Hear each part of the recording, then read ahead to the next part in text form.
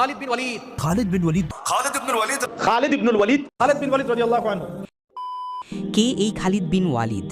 কে এই বীর যে কখনো কোনো যুদ্ধে হারেনি? কে এই যোদ্ধা যাকে বলা হয় আল্লাহর তরবারি? কেন ইতিহাস আজও ভুলতে পারেনি তার বিজয়গাথা? আজকের এই ভিডিওতে আমরা জানব খালিদ বিন ওয়ালিদের জীবনী সম্পর্কে। ইতিহাসে এমন কিছু নাম থাকে যাদের উচ্চারণেই ওঠে বজ্রের গর্জন আর কাঁপে সমগ্র সাম্রাজ্য। তিনি ছিলেন এক সাহাবী, এক বীর, এক বিপ্লবী সেনাপতি, যার হাতে ইসলাম পেয়েছিল জয়ের ইতিহাস। তিনি খালিদ ইবনুল ওয়ালিদ রাদিয়াল্লাহু আনহু, যাকে রাসূলুল্লাহ সাল্লাল্লাহু আলাইহি ওয়াসাল্লাম বলেছিলেন সাইফুল্লাহ, অর্থাৎ আল্লাহর তরবারি। খালিদ ছিলেন তখন মক্কার অভিজাত পরিবার বনু মাখজুমের একজন সদস্য। তার পিতা আল ওয়ালিদ ইবনে মুগীরা ছিলেন একজন নামকরা নেতা, যিনি রাসূল সাল্লাল্লাহু আলাইহি সাল্লামের বিরুদ্ধে কড়া অবস্থানে ছিলেন। তাই খালিদও ছোটবেলা থেকেই ইসলামের বিরুদ্ধে গড়ে ওঠেন, চিন্তায়, আচরণে আর পরাক্রমে। যখন উহুদের যুদ্ধ হলো, তখন ইসলামের ইতিহাসে প্রথমবার তিনি সরাসরি ইসলামের বিরুদ্ধে তরবারি চালালেন।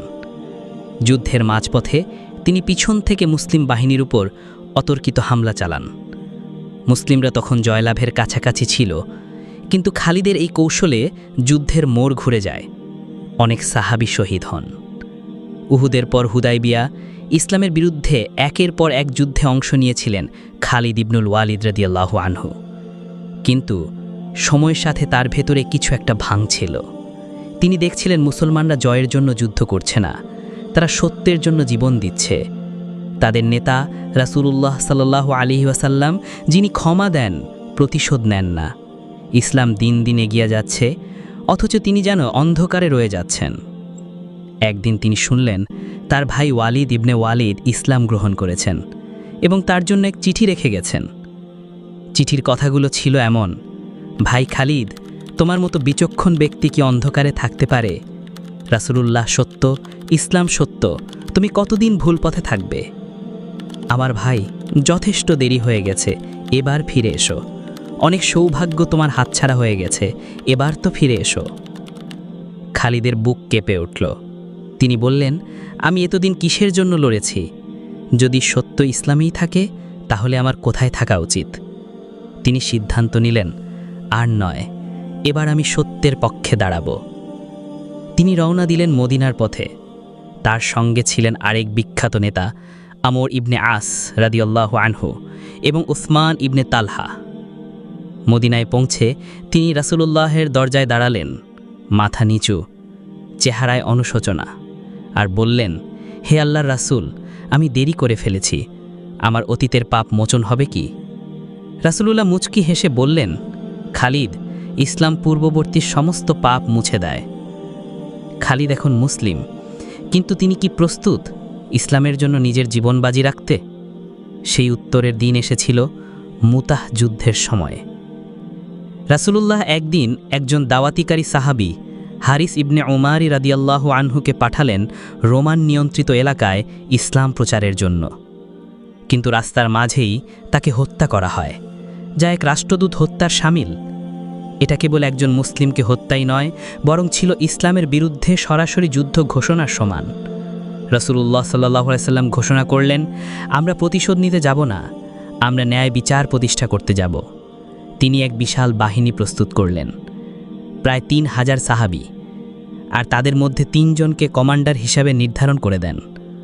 প্রথম কমান্ডার ছিলেন যায়েদ ইবনে হারিসা রাদিয়াল্লাহু আনহু, দ্বিতীয় কমান্ডার ছিলেন জাফর ইবনে আবু তালিব রাদিয়াল্লাহু আনহু, আর তৃতীয় কমান্ডার ছিলেন আবদুল্লাহ ইবনে রাওয়াহ রাদিয়াল্লাহু আনহু। রাসূলুল্লাহ বলে দিলেন, যদি যায়েদ শহীদ হন তাহলে জাফর, জাফর শহীদ হলে আবদুল্লাহ, আর তারপর তোমরা কাউকে নির্বাচন করে নিবে। যুদ্ধ শুরু হলো। একে একে শহীদ হলেন যায়েদ, জাফর, আবদুল্লাহ। মুসলিম বাহিনী দিশাহারা। তখনই একজন বলে উঠলেন, খালিদ, নেতৃত্ব নাও, তুমি সাহসী, তুমি অভিজ্ঞ।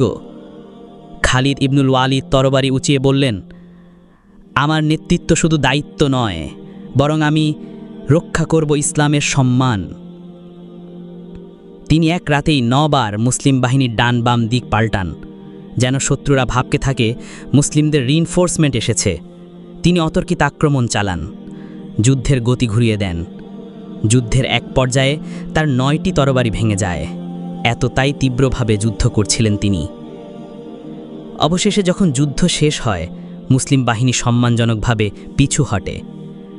মদিনায় ফিরে আসার আগে এই খবর পৌঁছে যায় রাসূলুল্লাহ সাল্লাল্লাহু আলাইহি সাল্লামের কাছে। তিনি বলেন, খালিদ আল্লাহর তরবারি, যেটাকে আল্লাহ মুশরিকদের বিরুদ্ধে মুক্ত করেছেন। সেই দিন থেকে তার নাম হয়ে গেল সাইফুল্লাহ, অর্থাৎ আল্লাহর তরবারি।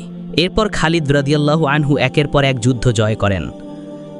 তার মধ্যে উল্লেখযোগ্য ইয়ামামা যুদ্ধ, তাবুক অভিযান, হীরা, উবুলা, উল্লাইস, ইয়ারমুক যুদ্ধ। তার কৌশল ছিল অসাধারণ। তিনি চারদিক থেকে হঠাৎ আক্রমণ, মানুষতাত্ত্বিক ভীতি তৈরি করেন শত্রুদের মধ্যে। খালিদ 100টিরও বেশি যুদ্ধে অংশ নিয়েছেন, একটিতেও হারেননি। তার কৌশল, সাহস এবং ঈমান ছিল তার সবচেয়ে বড় অস্ত্র।